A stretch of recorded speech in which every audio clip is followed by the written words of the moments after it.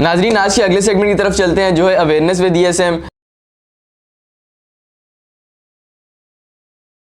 پچھلے 2 سیگمنٹس آپ نے دیکھے، ساتھ ساتھ آپ نے ٹھیکیدار صاحب کی آواز میں ایک خوبصورت گانا بھی سنا اور دوڑا بھی سنا۔ تو آج کا جو اگلا ٹاپک ہے اویئرنیس ود DSM، اس میں ہم ایک ٹاپک کے اوپر آپ کو اویئرنیس دیتے ہیں۔ لاسٹ ویڈیوز بھی آپ نے دیکھی ہوں گی، اس کے اوپر بھی کچھ ٹاپکس تھے۔ آج کا جو ٹاپک ہے وہ بھی ہم سر سے بتائیں گے اور اس کے اوپر جو اویئرنیس ہو سکی وہ ہم آپ تک پہنچائیں گے۔ ناظرین آج کے اویئرنیس ود DSM سیگمنٹ کا جو آغاز ہے وہ آج کا جو سوال ہے وہ ٹھیکیدار اکرم صاحب کرنا چاہ رہے ہیں۔ تو ٹھیکیدار اکرم صاحب آپ کا جو بھی سوال ہے وہ آپ سر سے کر سکتے ہیں۔ اچھا مناص اللہ صاحب، ایک آپ سے میرا سوال ہے کہ سر آج کل جو بہت بڑا جو مسئلہ چل رہا ہے، بہت بڑا مسئلہ جو چل رہا ہے سر، میں کہتا ہوں کہ ہر دوسرے گھر کے اندر یہ ٹینشن چل رہی ہے کہ سر ان کے گھر کے اندر 3 بیٹیاں، کسی کے پاس میں نے جو دیکھا ہے برادری کے اندر آپ نے دیکھا ہے کہ 4 بیٹیاں جوان بیٹھی ہوئی ہیں، کوئی رشتہ نہیں آ رہا، کوئی رشتہ ہو نہیں رہا۔ ٹینشنیں ماں باپ کی اتنی بڑھ چکی ہیں کہ سر میں تو کہتا ہوں کہ بے انتہا بلڈ پریشر کے مریض، شوگر کے مریض ہو رہے ہیں ماں باپ، کہ ہم کیسے کریں، کس طریقے سے کریں۔ تو سر یہ مسئلہ میں آپ سے شیئر کرنا چاہ رہا ہوں کہ سر اس کا پلیز کوئی ایسا حل بتائیں کہ جس سے ماں باپ کی ٹینشن بھی کچھ حل ہو، اور بہن بیٹیاں جو بھی بیٹھی ہوئی ہیں، یقین مانے سر میں نے اپنی آنکھوں سے دیکھا کہ بچیوں کے سروں کے اندر چاندی آ چکی ہے، بیچاریوں کے بال سفید گھر پہ ہی ہو رہے ہیں، تو ایسا کچھ حل نہیں ہو پا رہا۔ تو سر مطلب بہترین طریقہ کر سر ایسا بتائیں، کوئی ایسا بہترین طریقہ کہ سر برائی سے بچیں بچے، اور اس کا کوئی حل بتائیں پلیز۔ جی بالکل ٹھیکیدار اکرم صاحب، آپ نے بالکل درست فرمایا۔ آج تک جتنی پراپرٹی کچہریاں بنی ہیں نا، ان میں سب سے اچھا اویئرنیس کا ٹاپک یہی ہے، اور یہ بات آج کی نہیں ہے، یہ اگر ہم تاریخ میں پیچھے چلے جائیں، پہلے ایک اسلامی حکومت ہوتی تھی، اسلامی قوانین ہوتے تھے، شریعت کو فالو کیا جاتا تھا، لیکن انفارچونیٹلی پھر ہم تھوڑا سا ہی پیچھے چلے جائیں تو ایک انگریزوں کی حکومت ہمارے اوپر رہی ہے، برٹش رولز رہے ہیں۔ اس کے بعد پھر برصغیر پاک و ہند کی تقسیم، تو ہندو تو چلا گیا لیکن اپنی بہت ساری رسمیں ہمارے معاشرے میں چھوڑ کے گیا ہے، جس کا نقصان ہمیں آج کل ہو رہا ہے۔ اچھا کنواری بچیوں کے رشتوں کی تو بات ہم ذرا الگ کر دیتے ہیں، اس سے پہلے ہم یہ دیکھ لیتے ہیں کہ ایک اگر کوئی لڑکی ہے، اس کی شادی ہوئی اور ود ان 6 months اس کے ہسبینڈ کی ڈیتھ ہو گئی، بیچاری بیوہ ہو گئی، تو اس میں اس کا کوئی قصور نہیں ہے، یہ ایک تقدیر کا فیصلہ تھا، ہسبینڈ کی وفات ہو گئی، لیکن اس کی سزا اس بیوہ کو ساری زندگی بھگتنی پڑتی ہے، اس کے ساتھ کوئی شادی نہیں کرتا۔ حالانکہ ہم پیچھے شریعت کو اٹھا کے دیکھیں تو کتنے صحابہ کرام نے طلاق یافتہ سے بھی شادیاں کی ہیں، بیواؤں سے بھی شادیاں کی ہیں، لیکن ہمارے معاشرے میں پہلی چینجنگ یہ کر کے ہندو چلا گیا اور ہم نے اس کو فالو کر لیا۔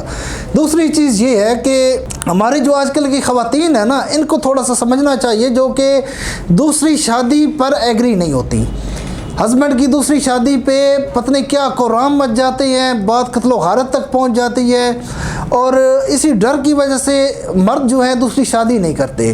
حالانکہ ہماری جو شریعت ہے، اگر انصاف کر سکو تو 4 شادیوں کی اجازت ہے کہ 4 شادیاں ہر مسلمان کو کرنی چاہیے۔ اب یہ جب ایک اللہ کا بنایا ہوا قانون ہے، اصول ہے، اس کو توڑا جا رہا ہے تو یہ مسائل تو پیدا ہوں گے۔ ایک ویسے ہی ہم دیکھیں دنیا میں عورتوں کی تعداد زیادہ ہے بنسبت مردوں کی تعداد کم ہے۔ اگر ہر مرد 2 3 4 شادیاں کرے تو یہ مسئلہ کافی حد تک حل ہو سکتا ہے۔ سوری سر یہاں پہ آپ کی بات کاٹوں گا، لیکن یہاں پر مسئلہ سب سے بڑا یہ ہے کہ بیویاں تو چلو اجازت دے نہ دیں، لیکن ہمارا قانون بھی تو دوسری شادی کرنے کی اجازت نہیں دے رہا۔ نہیں یار وامق، دوسری شادی سے کسی کا باپ بھی نہیں روک سکتا۔ جس چیز کی اجازت اللہ تعالیٰ نے دے دی ہے اس میں قانون اور حکومت کیا چیز ہے؟ قرآن پاک میں اللہ تعالیٰ نے اجازت دی ہوئی ہے، اور بڑا کلیئر ہے کہ پہلی بیوی سے بھی اجازت کی کوئی ضرورت نہیں ہے، دوسری شادی کرو۔ تو پھر حکومت کیا اور قانون کیا؟ اور میرے علم میں آج تک یہ چیز نہیں آئی کہ اگر کسی نے دوسری شادی کی ہے اور قانون نے اسے واقعی سزا دی ہو، قانون میں لکھا ضرور ہوا ہے، لیکن ہمیشہ جب کورٹ میں کیس جاتا ہے سیٹلمنٹ ہو جاتی ہے، کیونکہ جو جج بیٹھا ہے نا ایک سیٹ پہ وہ بھی مسلمان ہے، اللہ کے قانون کو وہ چیلنج نہیں کر سکتا۔ تو یہاں پہ ہمارے مردوں کو بھی ذرا دلیری اور بہادری کا مظاہرہ کرنا چاہیے، اور ہماری خواتین کو بھی سمجھداری کا مظاہرہ کرنا چاہیے، کیونکہ یہ جو ہماری بیوائیں اور طلاق یافتہ خواتین بیٹھی ہیں ان کی کوئی سزا نہیں ہے، ان کو بھی آگے شادی کا موقع ملنا چاہیے. ساری زندگی ایک سزا لگ جاتی ہے. اچھا اب میں بات کروں کہ جو کنواری بیٹھی ہیں ان کا ایشو یار ہمارے معاشرے میں ٹھیکیدار صاحب لالچ بہت آ گیا ہے.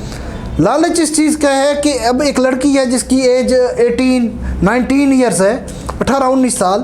اب شروع میں وہ لالچ میں پڑ جاتے ہیں کہ نہیں جی جو ہمارا جس سے رشتہ ہو وہ کوئی سرکاری ملازم ہو, سرکاری جاب ہونی چاہیے اور اوورسیز ہونا چاہیے, اور اوورسیز میں بھی آسٹریلیا سے تعلق ہو یا مطلب UK, امریکہ, گلف والے کو بھی نہیں پوچھا جاتا.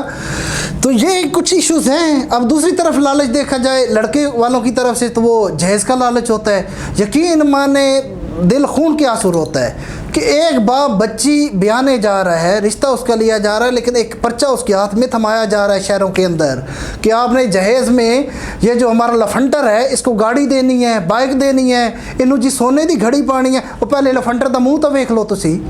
مطلب اس طرح کی ڈیمانڈز کی جاتی ہیں جس کی وجہ سے یہ ایشو کریٹ ہو رہے ہیں. تو میں یہاں اپنی اعلیٰ عدلیہ سے, آنریبل کورٹ سے, جج صاحبان سے کہوں گا کہ جو اچھا اس کے علاوہ جو بل پاس ہوتے ہیں سینٹ میں, ان سے کہوں گا کہ دوسری شادی کی بل پاس نہ کریں, وہ قانون ختم کریں, دوسری شادی کی اجازت دیں, اور قانون یہ پاس کرے کہ جو جہیز کی ڈیمانڈ کرتا ہے, اس طرح کی لسٹیں ڈیمانڈ کرتا ہے, اس کے اوپر کوئی ایکشن لیا جائے, کوئی کاروائیاں اس کے اوپر کی جائیں.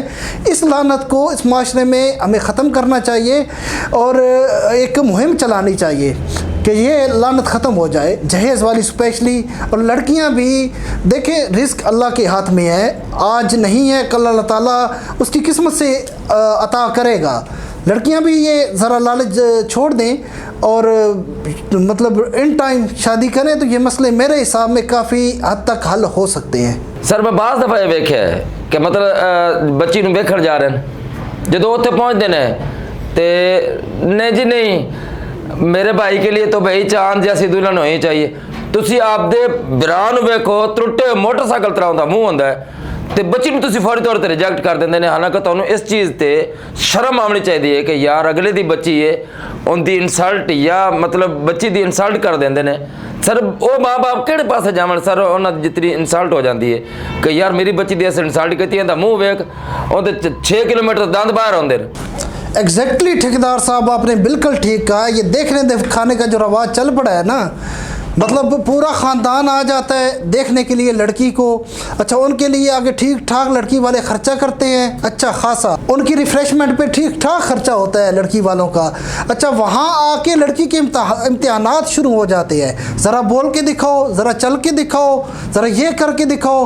ایون کہ ابھی یہ مطلب ایک کلچر چل پڑا ہے یہاں پہ, یہ فیشن چل پڑا ہے, پیاز کاٹنے دیکھے جاتے ہیں کہ پیاز کاٹ کے دکھاؤ کیسے کاٹتی ہو. یہ کوئی شریعت نہیں ہے یہ, اور شریعت کو تو چھوڑیں, یہ انسانیت بھی نہیں ہے کہ ان کو انسانیت کے زمرے میں لایا جائے. یہ سراسر توہین ہو رہی ہوتی ہے. یار وہ ایک انسان ہے, ایک لڑکی, تم لوگ اس کے جذبات سے کھیل رہے ہو, اور جب انکار کیا جاتا ہے تو لڑکی یقین مانے جیتے جی مر جاتی ہے. اور لٹرلی 2 سے 3 بار ریجیکشن ہو جائے نا لڑکی کو, آٹومیٹیکلی لڑکی کا دماغ وہاں سے ہٹ جاتا ہے اور وہ خود ہی شادی پھر نہیں کرنا چاہ رہی, کیونکہ اس کو بڑا معیوب لگ رہا ہوتا ہے. بیسیکلی اللہ تعالیٰ نے لڑکی کے اندر ایک شرم و حیا رکھی ہے. 3 دفعہ اگر وہ ریجیکٹ ہو چکی ہے, 4تھی دفعہ وہ بولی لگوانے پھر بیٹھ جائے ان لوگوں میں, اس چیز کو ہی وہ اپنی توہین سمجھ رہی ہوتی ہیں. تو یہ بڑا ہی ایک غلط رواج ہے. میں تو ٹوٹلی اس رواج کے خلاف ہوں. اور ابھی دیکھیں ہماری جو ینگ جنریشن ہے, میں ان سے ریکویسٹ کرتا ہوں کہ خدا را آپ پڑھے لکھے ہیں, پڑھا لکھا اور سلجھا ہوا طبقہ ہے, آپ یہ 2 چیزیں ختم کریں. ایک یہ دیکھنے دکھانے والا رواج, اور دوسرا جہیز والا معاملہ, اور تیسرا شادی اس کو پروموٹ کریں. 2 شادیاں, 3 شادیاں, 4 شادیاں, تھوڑی سی بہادری اور دلیری پیدا کریں اور اس کو ذرا آپ پروموٹ کریں.